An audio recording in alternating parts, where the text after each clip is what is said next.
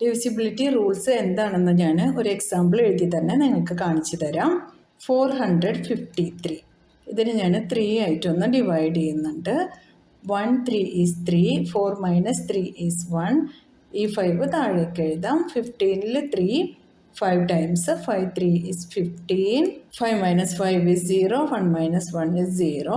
ഈ 3 താഴേക്ക് വരുന്നു. 3ൽ 3 1 time, 1 3 is 3, 3 minus 3 is 0.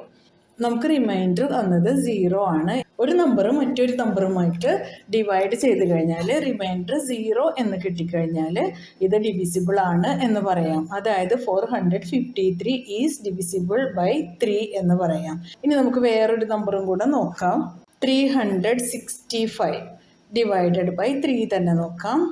1 3 is 3, 3 minus 3 is 0. ഈ 6 താഴോട്ട് എഴുതാം. 6ൽ 3 2 times, 2 3s are 6, 6 minus 6 is 0. 5 താഴേക്ക് വന്നു. 5ൽ 3 1 time, 1 into 3 is 3, 5 minus 3 is 2. ഇവിടെ നമുക്ക് 2 എന്ന റിമൈൻഡർ കിട്ടി. അപ്പോൾ നമുക്ക് പറയാം 365 ഈസ് നോട്ട് ഡിവിസിബിൾ ബൈ 3. ഒരു നമ്പർ മറ്റൊരു നമ്പറിൻ്റെ ഡിവിസിബിൾ ആണ് എന്ന് പറയണമെങ്കിൽ റിമൈൻഡർ വരാൻ പാടില്ല. റിമൈൻഡർ വന്നു കഴിഞ്ഞാൽ ഡിവിസിബിൾ അല്ല, റിമൈൻഡർ വന്നില്ലെങ്കിൽ ഡിവിസിബിൾ ആണ് കേട്ടോ. ഈ 2 എക്സാമ്പിളിൽ നിന്ന് നിങ്ങൾക്ക് എല്ലാം മനസ്സിലായിട്ടുണ്ടാവും എന്ന് കരുതുന്നു.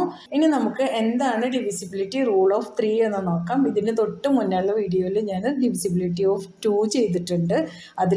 അതിൻ്റെ റൂൾസ് എല്ലാം വിശദമായിട്ട് പറഞ്ഞിട്ടുണ്ട്. അതുപോലെ ഇനി ബാക്കിയുള്ള റൂൾസൊക്കെ അടുത്തടുത്ത് ചെയ്യുന്നതായിരിക്കും. ഒരു നമ്പർ കിട്ടിക്കഴിഞ്ഞാൽ ആ നമ്പർ 3 ഡിവൈഡ് ചെയ്യാതെ തന്നെ നമുക്ക് ഡിവിസിബിൾ ബൈ 3 ആണോ അല്ലേ എന്ന് മനസ്സിലാക്കാനുള്ള ഒരു ട്രിക്കാണ് നമ്മൾ പറയുന്നത്. അതിനെയാണ് നമ്മൾ ഡിവിസിബിലിറ്റി റൂൾ ഓഫ് 3 എന്ന് പറയുന്നത് കേട്ടോ. നമുക്ക് നോക്കാം. 126 ഡിവിസിബിൾ ബൈ 3 ആണോ അല്ലേ എന്ന് നോക്കാനായിട്ട് നമ്മൾ എന്താ ചെയ്യുന്നത്, ഇതിലെ എല്ലാ ഡിജിറ്റ്സും ഒന്ന് ആഡ് ചെയ്ത് നോക്കാം. 1 + 2 + 6. 1 + 2 ഈസ് 3, 3 + 6 ഈസ് 9. 9 3യുടെ ടേബിളിലുണ്ടല്ലോ. ഇതിലെ ഡിജിറ്റ്സ് എല്ലാം ആഡ് ചെയ്തിട്ട് കിട്ടുന്ന നമ്പർ 3യുടെ മൾട്ടിപ്പിൾ ആണെങ്കിൽ ഈ നമ്പർ ഡിവിസിബിൾ ബൈ 3 ആണെന്ന് പറയാം. അപ്പം ഇനി വേറൊരു എക്സാമ്പിൾ കൂടെ നോക്കാം നമുക്ക്. 4673.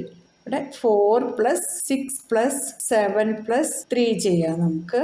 4 + 6 10, 10 + 7 is 17, 17 + 3 is 20.